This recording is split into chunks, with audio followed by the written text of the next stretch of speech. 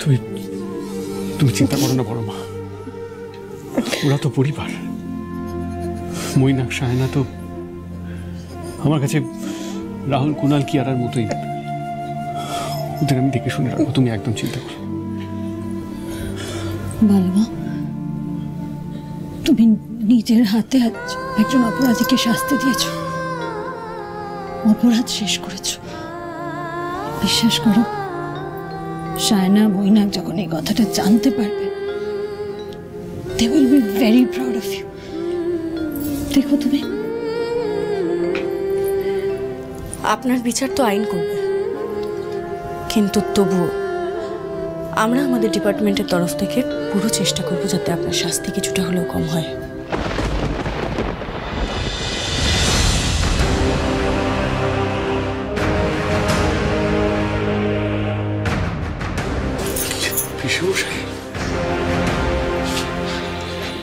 তার মানে মন্দিরে তুমি ছদ্মবেশে খড়িকে নিয়ে? আর ওনার কোনো দোষ নেই, বরং আজ ওনার জন্যই আমরা দেবাংশু সিংহ রায়কে ধরতে পেরেছি। মানে? হ্যাঁ জানো, প্যাচাল পিসেমশাই আমাদেরকে বলেছিল যে দেবাংশু সিংহ রায় আজকে এখানে আসবে।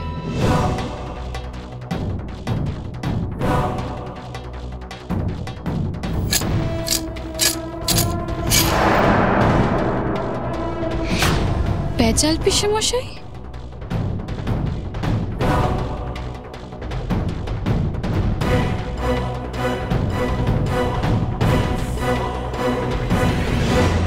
খড়িকে আজ অপহরণ করা হবে, মন্দিরের পিছনের একটা গোডাউনে আমাদের থেকে নিয়ে যাওয়া হবে, আর কিছুক্ষণের মধ্যে দেবাংশু সিংহ রায় মন্দিরে আসবে।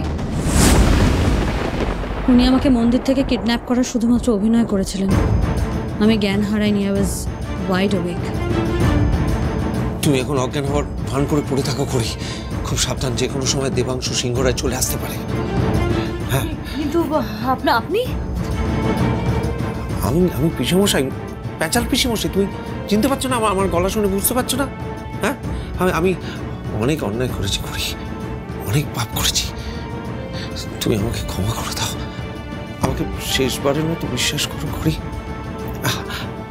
আমি বলছি তোমার বিশ্বাসভঙ্গ হবে না। আমি পুলিশে খবর দিয়েছি, ঠিক সময় তোমার বোন এসে সমস্তটা সামলে নেবে। তুমি বিশ্বাস রাখো আমার উপর, বিশ্বাস করো, বিশ্বাস করো ঋতুবাবু, আমি যা করেছি প্রাণের দায় করেছি। আমি মেজদার হয়ে কাজ না করলে মেজদা হুমকি দিয়েছিল আমার স্ত্রী, আমার বাচ্চাটাকে শেষ করে দেবে। আমি কি করতাম বলে, আমার তো আর কোনো উপায় ছিল না।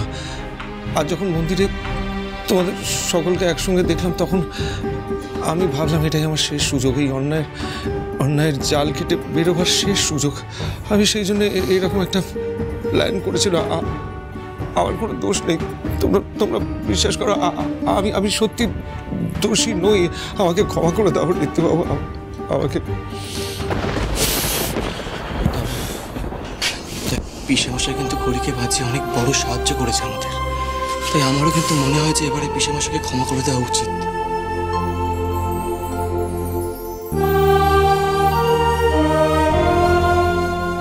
আচ্ছা, আমরা কি সব কিছু ভুলে গিয়ে আবার আগের মতো নতুন করে শুরু করতে পারি না? বিশ্বাস করো, আমি মন থেকে ক্ষমা চাইছি, আমি এরকম আর কোনোদিন করবো না। তোমাকে বলছি, তুমি আমি তোমার পায়ে দিয়ে এসব করো না। নেক্সট জাম্বো, এবার আমাদেরকে বেরোতে হবে, চলো।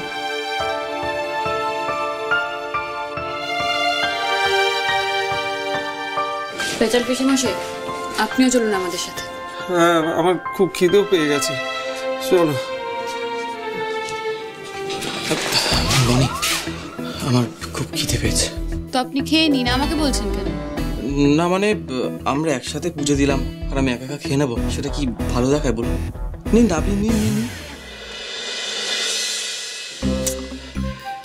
দেখুন, আমার কিন্তু এতক্ষণ উপোস করে থাকার অভ্যাস নেই। তারপর যদি এখানে মাথা ঘুরে পড়ে যায়, তারপরে আমাকে বয়ে হসপিটালে নিয়ে যেতে হবে, হসপিটালে গিয়ে আমাকে স্যালাইন দিতে হবে, তারপরে আপনাকে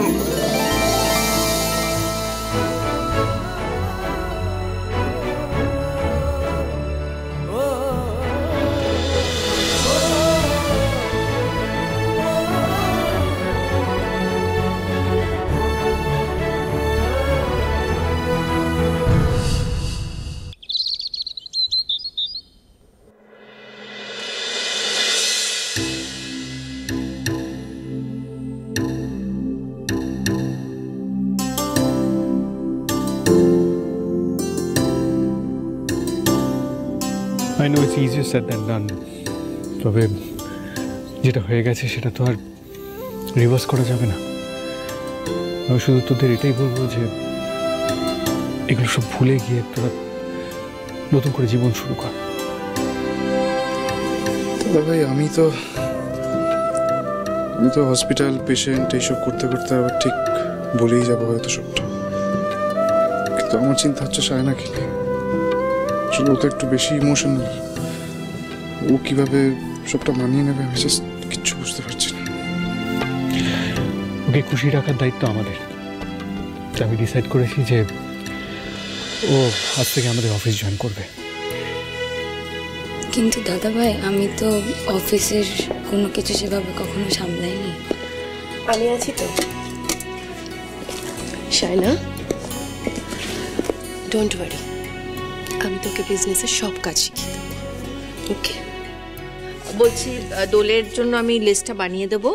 এবার কিন্তু তোমাকে রাহুল আর ঋদ্ধিকে সব অ্যারেঞ্জমেন্ট করতে হবে। অফকোর্স বাবাকে জিজ্ঞেস করে নেবে কিন্তু। পারবে তো? পারবো। আর বলছিলাম যে এবারে মৈনাকদা, সায়না আর সবাই এখানে যা খড়িও ফিরে এসছে, তাই এবারে দোলটা কিন্তু আমরা গ্র্যান্ডলি সেলিব্রেট করবো।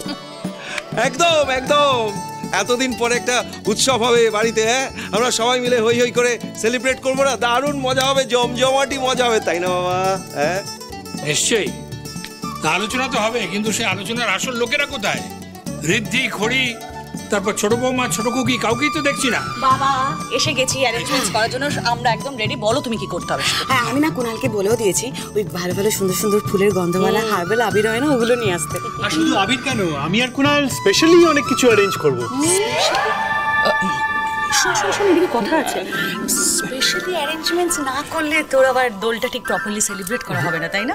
না, মানে আমরা খাবার মানে দোলের সময় স্পেশাল লাঞ্চের কথা, লাঞ্চ মেনু, তাই না? লাঞ্চ। হ্যাঁ, দাদু বিশ্বাস করো আমি ওটাই বলতে গেছি, মানে ওইটাই মেন। বুঝলে বড় বৌমা, এইবার মনে হচ্ছে আমাদের পরিবার আবার সেই আগের মতো ভরা ভরা লাগছে, তাই না? ঠিক বলেছেন বাবা। আমি কিন্তু আপনাকে না জিজ্ঞেস করেই আজ খড়ির বাবা আর মাকে ডেকেছি। খুব ভালো করেছো, খুব ভালো। এটা তো আমারই বলা উচিত ছিল। ওরা আসুক, সবাই মিলে আনন্দ হবে, সবাই মিলে আলোচনা করা হবে না যে দোলের দিন কি করা হবে না করা হবে। সম্ভব নয়। ওই যে এসে গেছে, আসো এসো।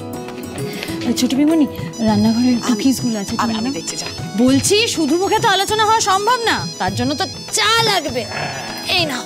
থ্যাংক চা ইউ। লাগবে তো খুব ভালো কথা, কিন্তু আপনার মনে আছে তো যে আজকে আমাদের অফিস আপনি জয়েন করছেন আর পিটারের সাথে মিটিং আছে? Of course I remember. আমি এক্ষুনি চেঞ্জ করে আসছি। কাউকে কোথাও যেতে হবে না, বিকজ পিটার ইজ হিয়ার। আজ পিটার নিজে সিংহরায় বাড়িতে এসেছে আপনাদের সঙ্গে দেখা করতে। আমি যেই শুনেছি যে খড়ি ইজ ব্যাক, আমি সেদিন ভেবে নিয়েছিলাম যে আমার সব অর্ডার আজ থেকে সিংহরায় জুয়েলার্সে যাবে। And today I have bought a good news too. What good news Peter? সিংহরায়দের জন্য কলকাতার সব থেকে বড় ওয়েডিং ইভেন্টে অর্ডার নিয়ে এসেছি।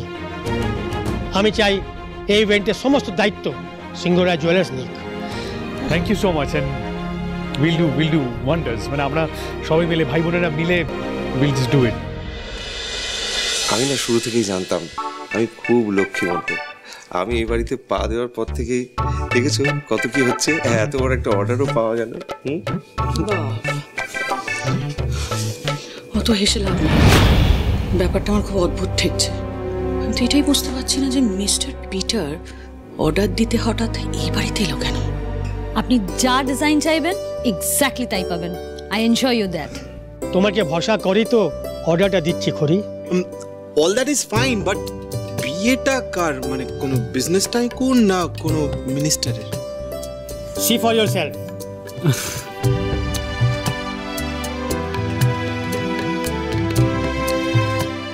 ও, আপনার ভাগ্নির বিয়ে, that's wonderful, with Kunal Singha Roy.